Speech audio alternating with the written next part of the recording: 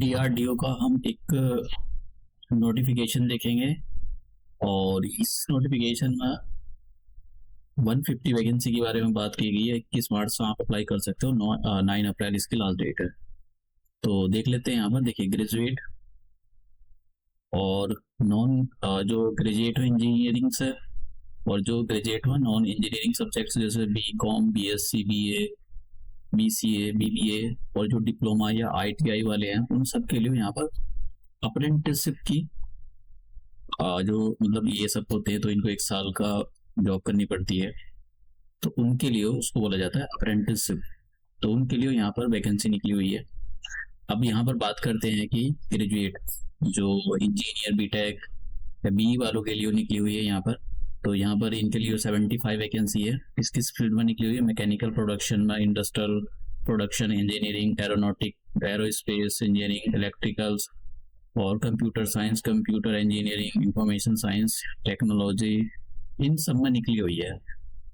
Minimum age 18 साल होनी चाहिए आपकी और मैक्सिमम एज अगर अनरिजर्व कैटेगरी में आते हैं तो आपके लिए 27 साल हो, ओबीसी में आते हो 30 साल हो, SC ST के लिए मैक्सिमम एज 32 साल हो और जो पर्सन्स विद बेंचमार्क डिसेबिलिटी उनके लिए 27 साल 37 है। डिग्री देखिए आपके पास जो है जो भी वो है इंजीनियरिंग आपके पास, जैसा आपको मैकेनिकल इंजीनियर होने चाहिए तो रेलिवेंट फील्ड में आपके पास इंजीनियरिंग की डिग्री होनी चाहिए। परसेंटेज वगैरह में तो नहीं बोला है यहाँ पर, मिनिमम क्वालिफिकेशन बोला है। हाँ, लेकिन मेरिट जो बनेगी वो आपके जो डॉक्यूमेंट सबमिट करोगे उसी के अकॉर्डिंग बनेगी। मैक्सिमम एज की कैलकुलेशन आपकी 9 अप्रैल 2023 के अकॉर्डिंग की जाएगी। समझिए आप, 9 अप्रैल 2023 के अकॉर्डिंग आपकी जो डेट है उसकी डेट की कैलकुलेशन की जाएगी।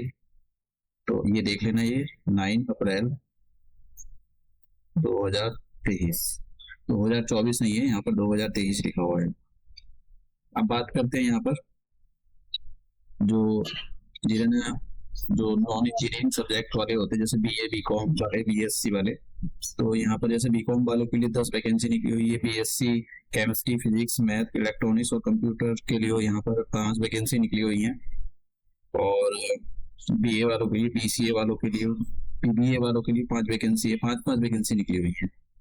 तो एज क्राइटेरिया तो वही है जो मैंने ऊपर बताया आपको, मिनिमम 18 साल है और मैक्सिमम अकॉर्डिंग टू आप किस कैटेगरी में आते हो उसके हिसाब से आपके पास इसी फील्ड में किसी में एक जो भी है BCom, BA जो भी आपने किया है वो होना चाहिए आपके पास।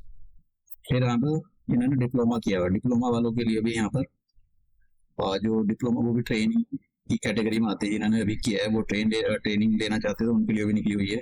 Mechanical productions, tool and die design, electrical and electronics, तो यहाँ पर सबके लिए निकली हुई है।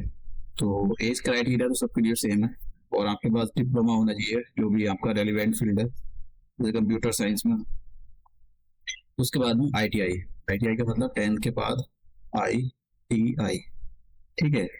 तो जैसे कि फीटर से आपने ITI की हो, टर्नर से ITI की, इलेक्ट्रीशियन से वेल्डर, आपने किससे ITI की है तो उसके हिसाब से यहाँ पर थोड़ी थोड़ी वैकेंसी निकली हुई है। कंप्यूटर ऑपरेटर, प्रोग्रामिंग असिस्टेंट्स की यहाँ पर 8 वैकेंसी निकली हुई है। तो एज क्राइटेरिया तो सेम है और आपके पास 10 के पास आपने ITI की हो। देखिए सिलेक्शन प्रोसेस के बारे में बात कर लेते हैं। यहाँ पर टोटल 25 वैकेंसी है तो टोटल 150 वैकेंसी निकली हुई है।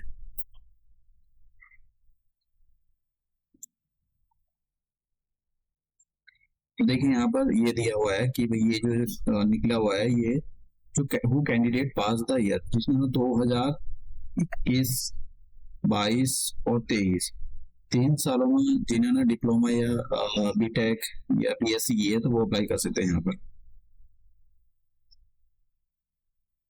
लेकिन उससे पहले जिन्होंने डिप्लोमा या जो भी BSc है कुछ भी कर लिया वो 2021 से पहले वाले अप्लाई नहीं कर सकते। अब यहाँ पर ये उसके बारे में दे रखा है आपको कितने पैसे मिलेंगे।